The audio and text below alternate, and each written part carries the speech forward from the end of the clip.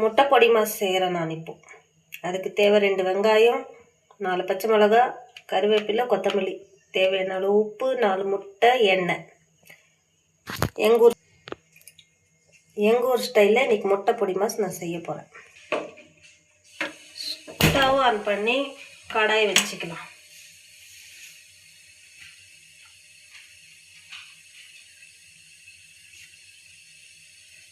கடாய் சூடாச்சான்னு பார்க்கலாம். சூடாச்சு.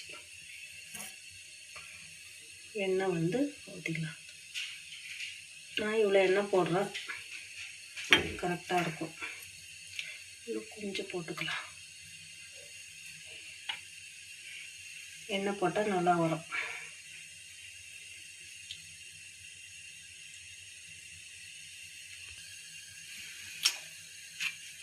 எண்ணெய் காஞ்சிடுச்சு. அதுக்கப்புறமா பச்சை மிளகா போடணும். பச்சை மிளகா ஃபஸ்ட்டு போட்டு ஃப்ரை ஆனால் நல்லாயிருக்கும். அதுக்கப்புறமா தான் ஆனியன் போடணும்.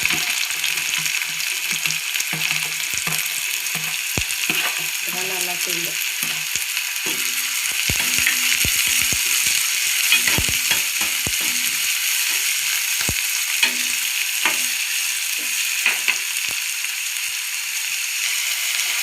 கொஞ்சமாக உப்பு போடணும். வெங்காயம் சீக்கிரமாக வதங்கிடும்.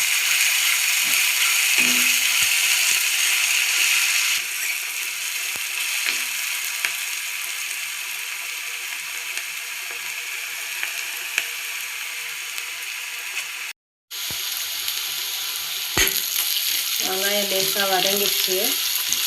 இப்போ கருவேப்பிலை போட்டுக்கலாம். நான் கருவேப்பிலை இப்படி தான் போடுவேன்ப்பா. அப்போ தான் எல்லோரும் சாப்பிடுவாங்க. இல்லைன்னா எல்லாம் சைடில் எடுத்து கொதிக்க வச்சுடுறாங்கன்ட்டு. கருவேப்பிலை ரொம்ப நல்லது, கீழே போடக்கூடாதுன்ட்டு.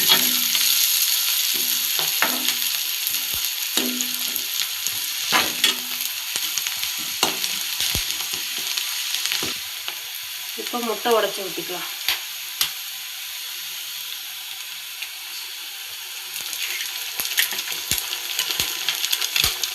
முட்டை 4 முட்டை. 4 முட்டைக்கு 2 வெங்காயம் போட்டால் சரியாக இருக்கும்.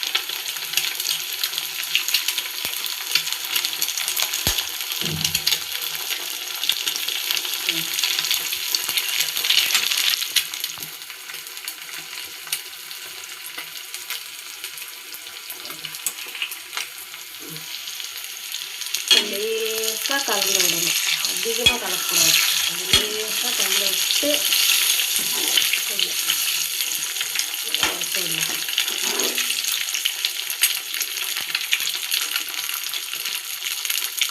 இப்போ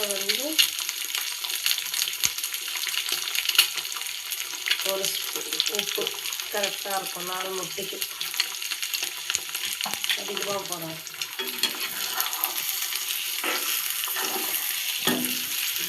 கொஞ்ச நேரம் அது கொஞ்சம் இருந்தால் பெருசாக இருக்கும்.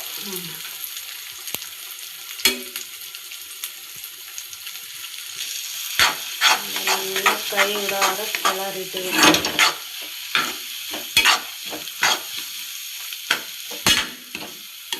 கொஞ்ச நேரம் சரியாயிடும்.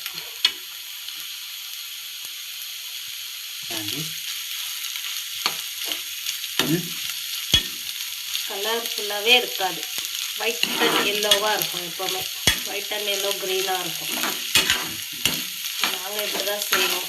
ஒவ்வொருத்தரும் ஒவ்வொரு மாதிரி செய்கிறாங்க. நாங்கள் இப்படி தான் செய்கிறோம்.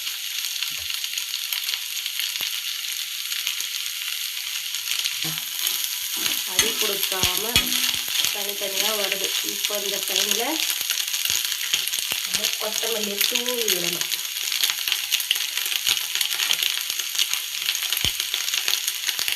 கொத்தமல்லி தூவி விட்டு கலர்னா முட்டை பொடி மாஸ் ரெடி. இவ்வளோதாங்க ப்ராசஸ். இது 2 மினிட்ஸில் செஞ்சு முடிச்சிடலாம்.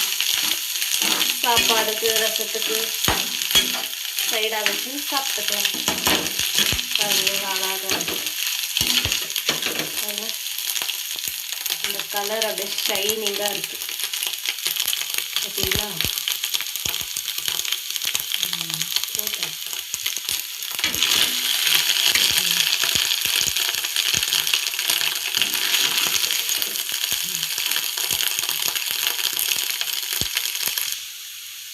இப்போ பாருங்கள், இப்போ கரெக்டாக ரெடி ஆகிடுச்சு. இந்த மாதிரி வந்துட்டால் கரெக்டாக இருக்கும்.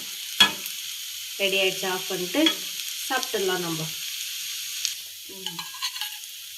பாருங்கள், அவ்வளோ அழகாக இருக்கும்.